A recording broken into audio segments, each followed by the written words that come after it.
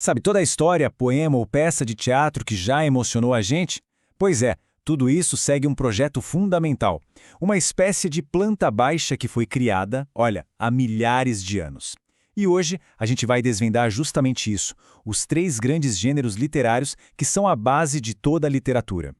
Pensa bem, quando a gente pega um livro para ler ou senta para assistir a uma peça, como é que a gente sabe qual é a praia daquela obra? O que ela está querendo fazer? Será que o objetivo é contar uma aventura daquelas de tirar o fôlego? Ou será que é para expressar um sentimento bem profundo? Ou ainda para encenar um conflito ali, bem na nossa frente?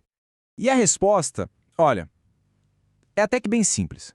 Para entender e classificar qualquer texto literário, o grande segredo é sacar qual era a intenção principal por trás daquela criação.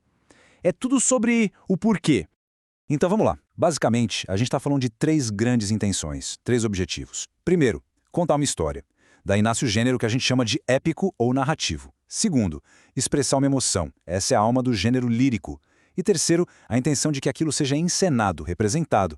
E aí, claro, temos o gênero dramático. Esse é o nosso mapa para hoje. Bora começar então pelo começo de tudo, né? A arte de contar histórias. Vamos falar do gênero épico, que hoje em dia a gente conhece mais como narrativo. Aqui a coisa é bem direta. O objetivo é contar uma história, relatar acontecimentos. Lá na origem a gente está falando de feitos grandiosos, sabe? Com heróis, deuses, batalhas, histórias que ajudavam a construir a identidade de um povo inteiro. O foco é total na ação, nos fatos que vão se desenrolando. E para isso acontecer, tem uma figura que é absolutamente essencial: o narrador. Essa voz que pega a gente pela mão e vai guiando pela história, descrevendo tudo, os personagens, os lugares. A existência de alguém contando os fatos é de verdade o que separa esse gênero dos outros. É a sua marca registrada.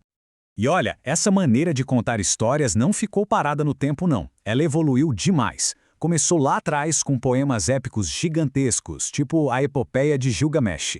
Depois, se consolidou com Homero, lá na Grécia Antiga.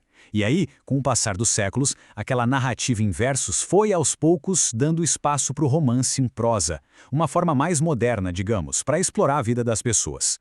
E hoje em dia, bom, essa tradição de contar histórias está mais viva do que nunca, só que em vários formatos diferentes. Pensa aí, o romance, a novela, o conto, a crônica que a gente lê no jornal, até a fábula. Todos eles são, no fundo, herdeiros daquele primeiríssimo projeto de simplesmente narrar. Ok, já vimos o gênero que olha para fora, para os acontecimentos. Agora vamos mudar o foco e olhar para dentro. Vamos falar do segundo grande projeto, o gênero lírico. Aqui a jogada é completamente diferente. O objetivo não é contar uma sequência de fatos, mas sim expressar um sentimento, um estado de espírito. É o mundo de dentro que vira o protagonista, sabe? As emoções, os pensamentos, aquela percepção super pessoal de quem está falando. E o nome lírico tem uma origem bem legal. Vem de lira, aquele instrumento musical de cordas. É que na Grécia Antiga, esses poemas eram cantados, acompanhados pela lira. E essa musicalidade, essa preocupação com o ritmo, com o som das palavras, é uma marca do gênero até hoje. Agora, atenção para um ponto que é super importante. A voz que fala no poema não é necessariamente a do autor ou da autora, de carne e osso. É uma voz criada, uma voz ficcional que a gente chama de eu lírico.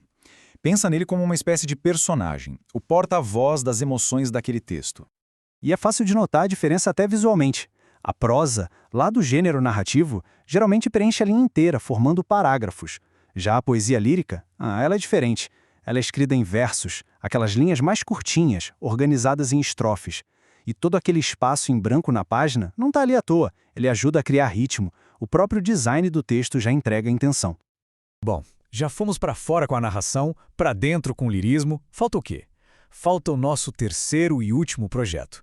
Aquele que não foi feito só para ser lido, mas para ser visto, para ser vivido em cena. Chegou a hora do gênero dramático. Aqui, a palavra-chave é encenação. O texto é feito para ser representado. Aliás, a própria palavra drama vem lá do grego dra, que significa agir, fazer. E é isso. A história não é contada. Ela acontece ali na nossa frente, através da ação dos personagens. O texto, na verdade, é um grande roteiro. E essa é a diferença crucial para o gênero narrativo.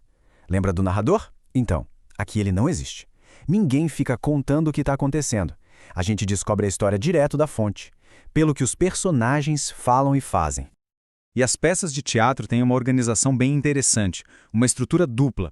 Se a gente olhar por fora, tem a divisão em atos e cenas. Mas por dentro tem a jornada da trama, sabe? Começa com a apresentação, aí vem o conflito, a tensão sobe até chegar no clímax e finalmente a resolução de tudo. Lá na Grécia Antiga, o teatro tinha um objetivo muito forte, um efeito que eles queriam causar na plateia, chamado catarse. A ideia era fazer o público sentir emoções muito intensas, como pena e medo, junto com os personagens. E ao vivenciar tudo aquilo, a plateia passava por uma espécie de purificação emocional.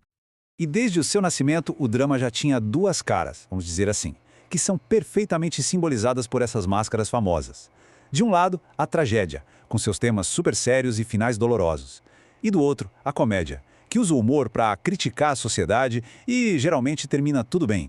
E claro, a partir desses dois pilares, a tragédia e a comédia, um monte de outros subgêneros foram nascendo. A tragicomédia, que como o nome já diz, mistura um pouco dos dois. O alto, com temas mais religiosos, e a farsa, que é aquela comédia bem exagerada, cheia de situações malucas.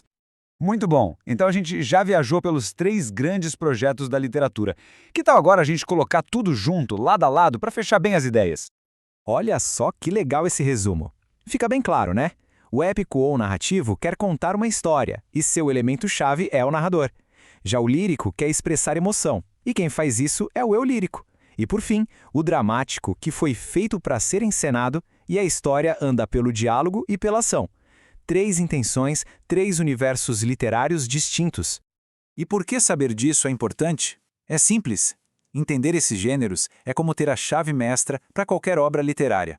Quando a gente sabe qual é a intenção por trás do texto, consegue apreciar muito melhor o que ele tem a oferecer, seja uma trama que prende a gente, um sentimento que nos toca profundamente ou uma peça que nos faz pensar. Para a gente fechar, fica uma reflexão. Esses projetos todos, eles são super antigos, mas a verdade é que eles estão por toda parte hoje em dia. Pensa nos filmes, nas séries, nas músicas, nos livros, em tudo que a gente consome. Qual desses 3 projetos parece ser o mais presente e poderoso na construção das narrativas que nos movem hoje em dia?